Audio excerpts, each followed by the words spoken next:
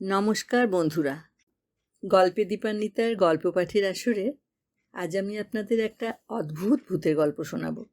গল্পটির নাম বছর 20 আগে। লেখক ষষ্ঠীপদ চট্টোপাধ্যায়। শুনতে থাকুন।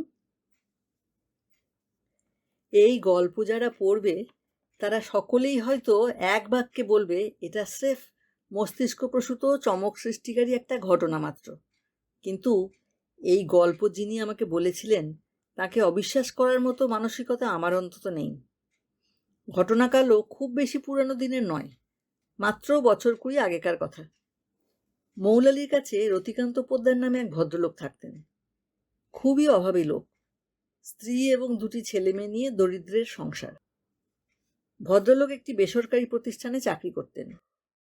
দুর্ভাগ্যবশত প্রতিষ্ঠানটি ব্যবসা গুটিয়ে অন্যত্র চলে যাওয়ায় চাকরি খুইয়ে একেবারে মাথায় হাত দিয়ে বসলেন ভদ্রলোক।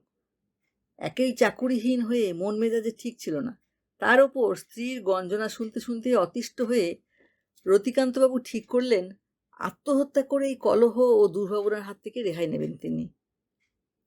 এই ভেবে এক রাতে রতিকান্তবাবু বাড়ি থেকে বেরিয়ে সবার অলক্ষ্যে কাছাকাছি একটি বিখ্যাত কবরখানায় ঢুকে পড়লেন। পকেটে কাগজে মোড়া বিষও ছিল। এটা খেলেই সব জ্বালার অবসান হয়ে যাবে। নিরাপদে দেহরক্ষার জন্য নির্জন কবরখানাই হচ্ছে উপযুক্ত স্থান। এখানে কেউ চেঁচামেচি করবে না, বাধা দেবে না, অথচ শান্তিতে মৃত্যুর কোলে ঢলে পড়া যাবে। তখন গরমের দিন, তাই ফুটফুটে জ্যোৎস্নার রাত। রতিকান্তবাবু কবরখানায় ঢুকে চাঁদের আলোয় আলোকিত জায়গাটার ভেতরের রূপ দেখে রীতিমতো মুগ্ধ হয়ে গেলেন। চিরকালের বাইরে দিয়েই যাতায়াত করেছেন তিনি, ভেতরে কখনো ঢোকার প্রয়োজন মনে করেননি। আজ ভেতরে ঢুকে এক গভীর প্রশান্তিতে ভরে উঠল তার মন প্রাণ। অন্য সময় হলে কবরখানায় ঢোকার কথা সজ্ঞানে চিন্তাই করতে পারতেন না তিনি। কিন্তু মৃত্যুর জন্য যে মানুষ তৈরি, তার আর ভয় কিসের? কবরখানায় ঢুকে এদিক সেদিক ঘুরতে ঘুরতে একেবারে দিশেহারা হয়ে পড়লেন তিনি। কত বিচিত্র রকমের স্মৃতিসৌধ যে আছে তা তাঁর ধারণারও বাইরে ছিল। অবশেষে অনেক ঘুরে ক্লান্ত হয়ে একটি খুব সুন্দর সোপানযুক্ত বড় সড়ো স্মৃতিসৌধের ওপর বসে পড়লেন। ফুরফুর করে হাওয়া বইছে, সেই হাওয়ায় ঘুম নেমে আসছে চোখে। কত মানুষ তো এর ভেতরে নিশ্চিন্তে নিদ্রা যাচ্ছে, কাজেই এর ওপর শুয়ে যদি কেউ একটু ঘুমোয় তো কার কি বলার আছে। এই ভেবে তিনি কবরসৌধর মসৃণ পাথরের চাতালে শুয়ে পড়লেন। কেউ কোথাও নেই, নিস্তব্ধ নিঝুম চারদিক, শুধু আগাছার জঙ্গলে ভরা। মাঝে মধ্যে 2-1টা কেঁদো কুকুরের ছুটোছুটি ছাড়া আর কারো অস্তিত্বও নেই। শুয়ে থাকতে থাকতেই ঘুমে লুটিয়ে পড়লেন তিনি। কতক্ষণ ঘুমিয়েছিলেন খেয়ালও নেই। হঠাৎ একজনের ধমকে ঘুম ছুটে গেল। ধড়মড়িয়ে উঠে বসে দেখলেন তার সামনে একজন দীর্ঘদেহ খাঁটি ইংরেজ সাহেব দাঁড়িয়ে আছেন। জ্যোৎস্নার আলোয় সাহেবের গায়ের রঙে যেন বিদ্যুৎ ঠিক হচ্ছে, আর নীল চোখ দুটো যেন কাচের গুলির মতো চিকচিক করছে। রতিকান্তবাবুকে উঠে বসতে দেখে কড়া গলায় সাহেব বললেন, what nonsense is this, get down. রতিকান্তবাবু সাহেবের ধমক খেয়ে কবরের চাতাল থেকে মারলেন এক লাফ। সাহেব ভাঙা ভাঙা বাংলায় গলার স্বর কঠিন করেই বললেন, কি নাম আছে তোমার? আগে আমার নাম রতিকান্ত পোদ্দার। এটো রাতে তুমি কবরখানার মধ্যে আসিয়াছ কেন? আমি ভুল করে এসে পড়েছি সাহেব, আর কখনো আসবো না। আর কখনো আসিবার সময় তুমি পাইলে তো আসিবে, হামিটা তোমাকে এখনই গলি করিয়া মারিয়ে দিবে। রতিকান্তবাবু আত্মহত্যা করবেন, কিন্তু মৃত্যুর মুখোমুখি হয়ে ভয়ে কাঁপতে কাঁপতে বললেন, আমাকে এবারের মতো ক্ষমা করুন সাহেব, আমি এর আগে কখনো এখানে আসিনি।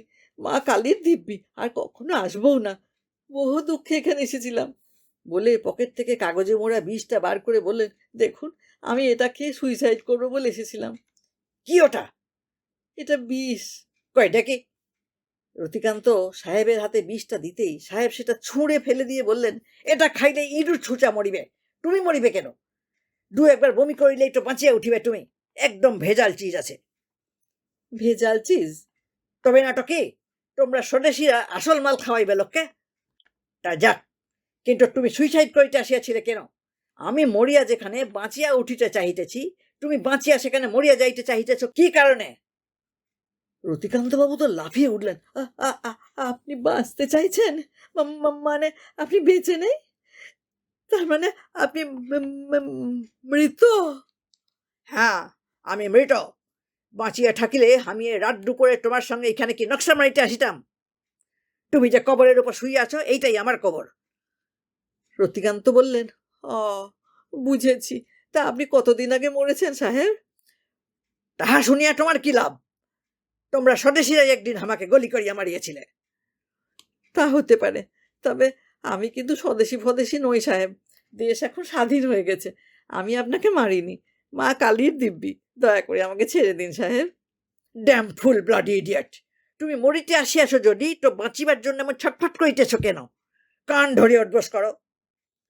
রতিকান্তবাবু তাই করলেন। স্টপ! এইবার আমাকে সত্যি করিয়া বলো তো, তুমি এইখানে মরিতে আসিয়াছিলে কেন?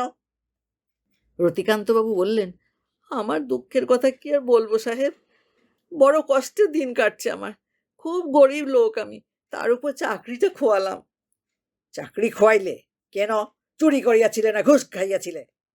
ওসব কিছু নয় সাহেব, কোম্পানিটা উঠে গেল। ফের মিথ্যা কথা বলিতেছ? উঠিয়া গেল না উঠাইয়া দিলে? কোন কোম্পানিকে শুধু শুধু উঠিয়া যায়? যাক, তুমি তাহলে বলিতে চাও চাকরি খোয়াইয়া তুমি অসুবিধায় পড়িয়াছ, পেট ভরিয়া খাইতে পাও না। হ্যাঁ, আমার বউ ছেলে মেয়ে সব আছে। আমি এখন এমনই অভাবে পড়েছি যে নিজেও খেতে পাই না, তাদেরও খেতে দিতে পারি না। অ, এই জন্য তুমি মরিতে আসিয়াছিলে? ঠিক তাই।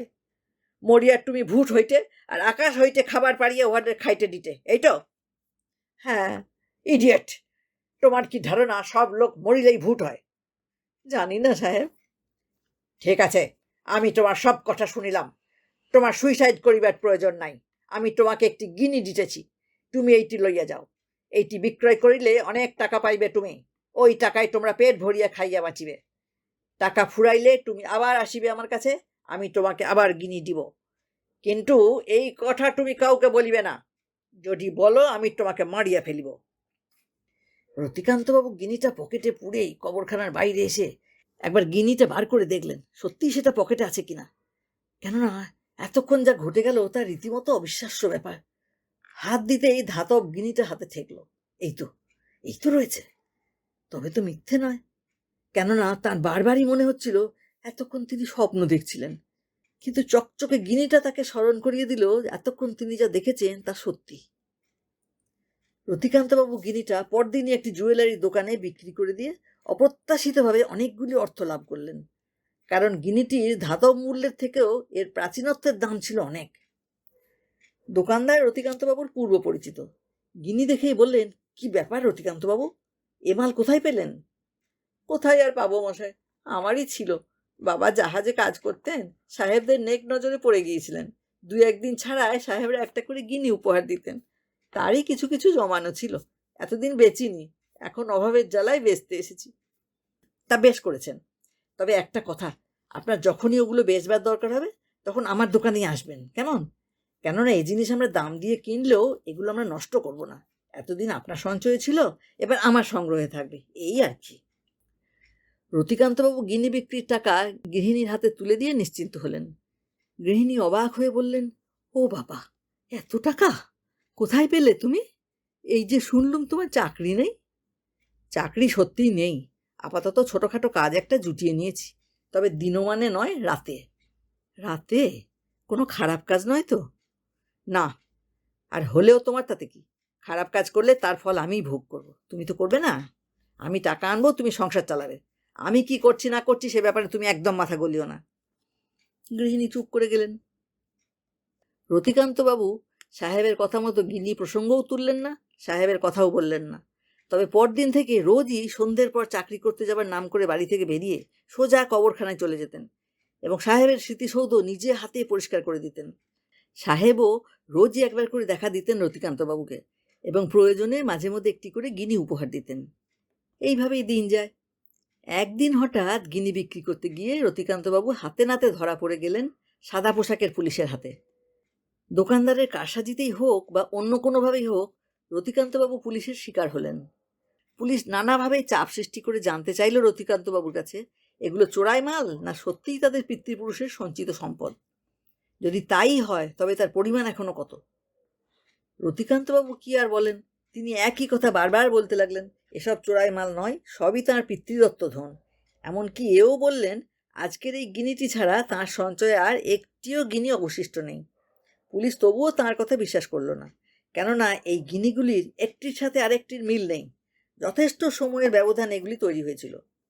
কাজেই একই লোকের কাছে বিভিন্ন সময়ের এতগুলি গিনি কি করে থাকতে পারে? এটা একটা রীতিমতো সন্দেহের ব্যাপার। তাই পুলিশ রতিকান্তবাবুকে অ্যারেস্ট করে তার বাড়িতে এসে ঘরদোর তছনছ করে চারিদিক তন্নতন্ন করে নেড়ে ঘেঁটেও কিছুই পেল না। তারা ফিরে গেল। ফিরে গিয়েও লকআপে রাখা রতিকান্তবাবুকে ভীতির প্রদর্শন করে কথা আদায়ের চেষ্টা করতে লাগলো। রতিকান্তবাবু অনেক কাঁদাকাটা করলেন, দারোগাবাবুর হাতে পায়ে ধরলেন, কিন্তু কোনো ফল হলো না তাতে। রতিকান্তবাবুর গৃহিণী এসেও হাতে পায়ে ধরলেন, কিন্তু কিছুতেই কিছু হলো না। দারোগাবাবু বললেন যতক্ষণ না সত্যি কথা বলবেন উনি, ততক্ষণ ওনাকে ছাড়া হবে না।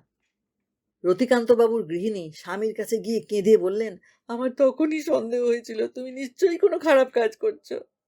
কেন কাজ করতে গেলে তুমি? রোজ সন্ধ্যেবেলা তুমি চাকরি করতে যাবার নাম করে বেরোতে আর ফিরতে রাত 12টার পর। এখন আমি কি করি? রতিকান্তবাবু তখন সাহেবের নিষেধ সত্ত্বেও সব কথা খুলে বললেন গৃহিণীকে, এবং বললেন যেভাবেই হোক সাহেবের সঙ্গে একবার দেখা করে এই বিপদের কথাটা জানিয়ে আসতে। গৃহিণী তো ভয়েই সারা। শোনা মাত্রই আঁতকে উঠে বললেন, ওরে বাবা, কবরখানায় ঢুকে সাহেব ভূতের সঙ্গে আমি কি করে কথা বলবো গো? একেই আমার ভূতের ভয়। রতিকান্তবাবু বললেন, তা অবশ্য ঠিক, তবু তুমি এক কাজ করো, আমি বরং একটা চিঠি লিখে দিচ্ছি, তুমি সেটা সাহেবের কবরের ওপর পাথর চাপা দিয়ে রেখে এসো। তবে খুব সাবধান, ভুলেও যেন কারোর কাছে বললো না এই কথা। না না, তা বলবো না, কিন্তু আমি সাহেবের কবর চিনব কি করে? সেসব বলে দিচ্ছি আমি, বলেই রতিকান্তবাবু একটা সাদা কাগজে দু এক ছত্রে নিজের বিপদের কথা জানিয়ে লিখে দিলেন, প্লিজ হেল্প মি।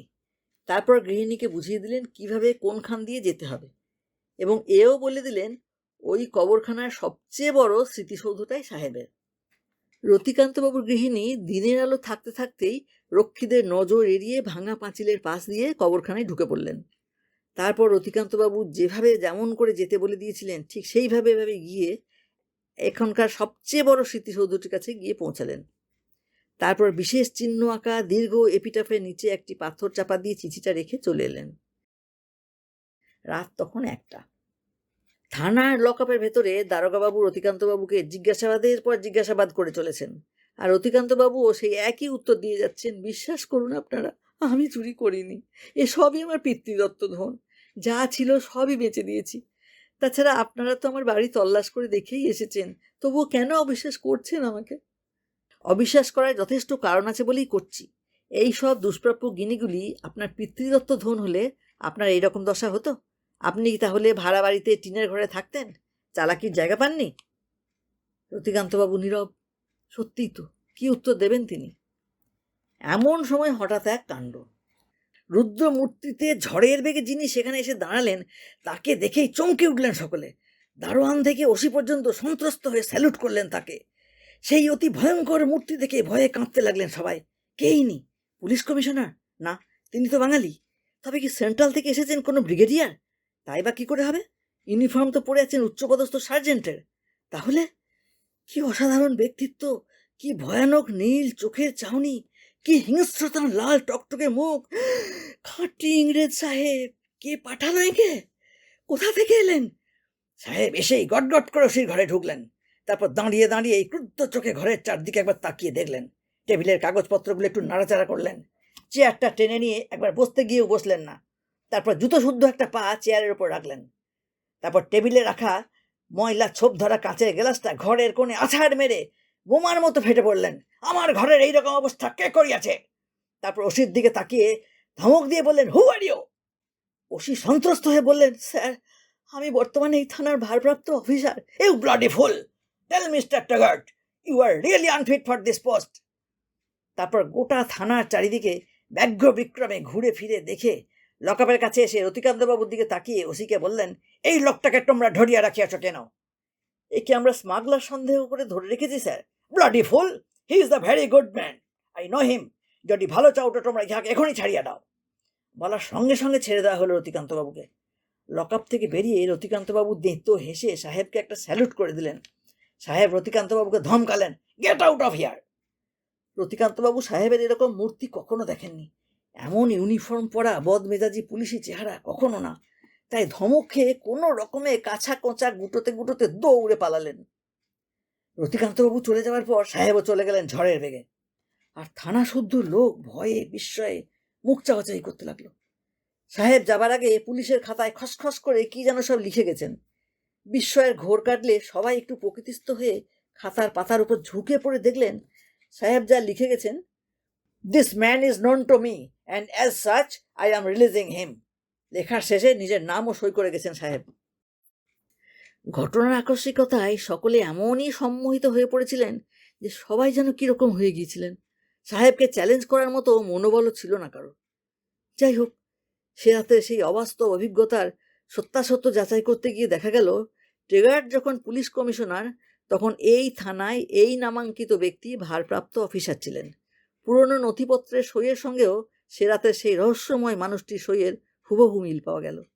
শুধু তারিখেরই যা হেরফের হলো। এবং অনুসন্ধানে এও জানা গেল এই সাহেবটি তৎকালীন সময়ে স্বদেশীদের হাতে নিহত হয়েছিলেন।